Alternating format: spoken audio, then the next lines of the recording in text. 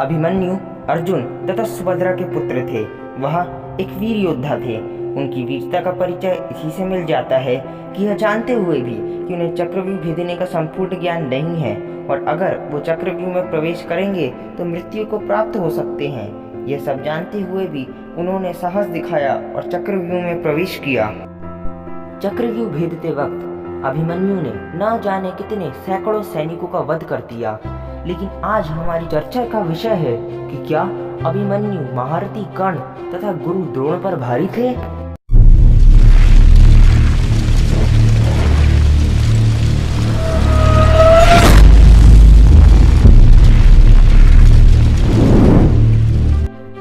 नमस्कार दोस्तों, स्वागत है आप सभी का आपके अपने चैनल एस्ट्रोलॉजी मैथोलॉजी पे। अगर आप हमारे चैनल पे नए हैं तो हमारे चैनल को सब्सक्राइब जरूर कर दीजिएगा और नोटिफिकेशन को ऑल पर सेट कर दीजिएगा। और अगर आपको हमारी आज की ये वीडियो अच्छी लगे तो वीडियो को लाइक भी जरूर कर दीजिएगा। कुरुक्षेत्र युद्ध के 13वें दिन कौरव सेना के सेनापति गुरु द्रोण सबसे जटिल व्यूह चक्रव्यूह की रचना करते हैं। परंतु तब अर्जुन तथा भगवान श्री कृष्ण वहाँ पर चक्रव्यूह भेजने के लिए मौजूद नहीं होते। ऐसे में बाकी पांडव अभिमन्यु के नेतृत्व में पांडव सेना को चक्रव्यूह में भेजने का निश्चय करते हैं। अभिमन्यु तो चक्रव्यूह के अंदर प्रवेश कर जाते हैं, परंतु सिंधु नरेश जयद्रथ अकेले ही अन्य पांडव महारथी योद्धाओं को चक्रव्यूह के बाहर रोक देते हैं।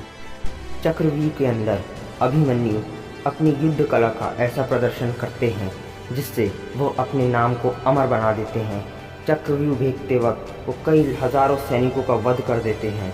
साधारण सैनिकों की तो बात ही मत कीजिए, वो कई अतिरथियों तथा महारथियों तक का वध कर देते हैं। चक्रव्यूह के अंदर ही उनका सामना दुर्योधन के पुत्र लक्ष्मण से होता है, जिसके अंत में अभिमन्यु दुर्योधन पुत्र लक्ष्मण का वध कर देते हैं। अभिमन्यु चक्रव्यूह के आखिरी द्वार को पूर्णतः नहीं भेद पाते तथा वो मृत्यु को प्राप्त हो जाते हैं।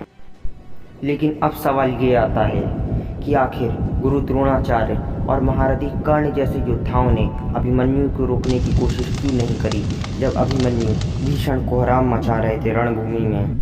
आखिर उन्होंने अपने उन भयंकर दिव्यास्त्रों का संपूर्ण ब्रह्मांड कांपता था, जो अभिमन्यु सहित पूरी पांडव सेना को में ही जलाकर भस्म कर सकते थे। टीवी सीरियल्स में हमेशा यही दिखाया जाता है कि 7 महारथी योद्धा घेर कर निहत्थे अभिमन्यु का वध कर देते हैं, जो पूर्णतः झूठ है।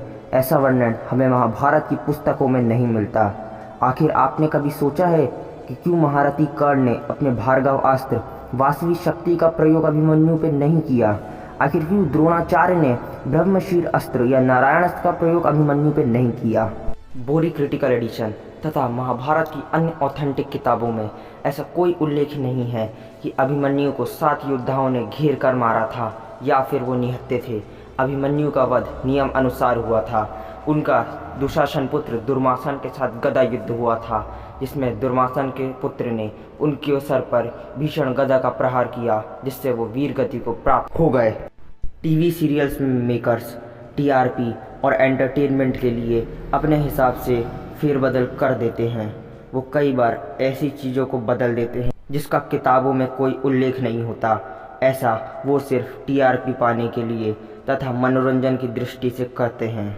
अभिमन्यु वध का जो सीन दिखाया जाता है वो इसी में से एक है। आइए अब जानते हैं कि आखिर गुरु द्रोणाचार्य और महारथी कर्ण ने अभिमन्यु को क्यों नहीं मारा। महारथी कर्ण तथा द्रोणाचार्य दोनों परशुराम जी के शिष्य थे। दोनों ही अभिमन्यु को परास्त कर सकते थे, लेकिन उन्होंने ऐसा नहीं किया क्योंकि इसके पीछे का कारण था चंद्रदेव का वरदान। द्वापर युग के समय सभी देवी देवता अपने अवतारों को पृथ्वी पर भेज रहे थे।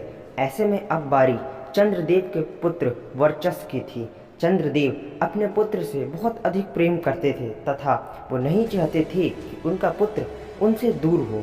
लेकिन देवताओं की बहुत बार प्रार्थना करने पर उन्होंने इस शर्त के साथ अपने पुत्र को पृथ्वी पर भेजा कि वो सिर्फ 16 वर्ष तक ही पृथ्वी पर रहेगा तथा 16 वर्ष की आयु पूर्ण होते ही वो चंद्रदेव के पास वापस आ जाएगा।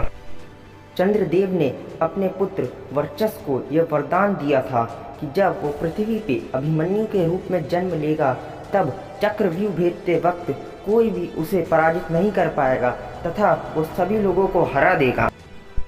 अभिमन्यु एक अच्छे योद्धा थे, पर बाकी योद्धाओं की तरह वो भी अजय नहीं थे।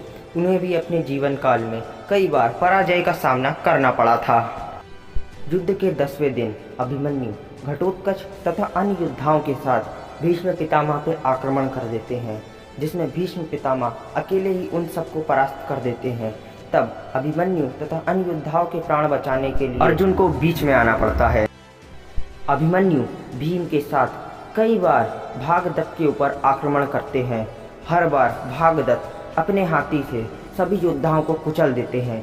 तब अभिमन्यु तथा घटोत्कच तथा अन्य सभी योद्धाओं को अपने प्राण बचाने के लिए युद्ध भूमि से भागना पड़ता है। अभिमन्यु घटोत्कच, नकुल, सहदेव तथा अन्य कई महारथियों के साथ मिलकर अकेले द्रोणाचार्य पे आक्रमण कर देते हैं। तब द्रोणाचार्य अकेले ही उन सभी को पराजित कर देते हैं। 13वें दिन महारथी कर्ण तथा गुरु द्रोण अभिमन्यु को चंद्रदेव के वरदान की वजह से नहीं रोकते। अगर वो ऐसा करते तो चंद्रदेव का वरदान झूठा साबित हो जाता और ये देवताओं का अपमान होता।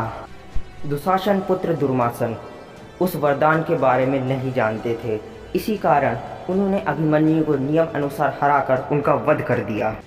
महारथी कर्ण तथा गुरु द्रोण द्वापर युग के सर्वश्रेष्ठ योद्धाओं में से एक थे।